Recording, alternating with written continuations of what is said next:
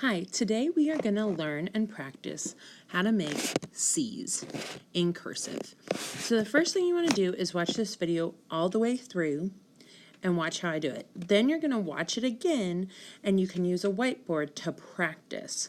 Once you feel confident, you'll go on Seesaw to make the letters, and once that's approved, you can work in the book.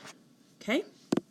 So I'm going to take my pen and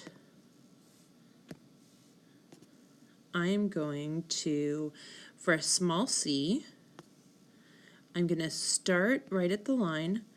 I go around, down, bump the line. Now, if I'm trying to make another C, I would come down, around, go up, and then I start connecting with the next letter.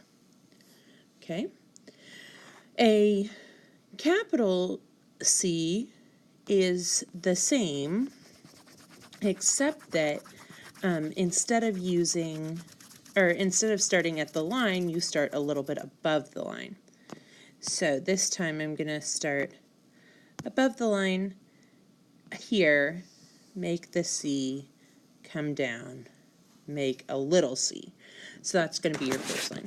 So practice on a whiteboard, and when you're ready, put it on Seesaw under the assignment tab, and then once that's approved, you can work in the book. Thank you.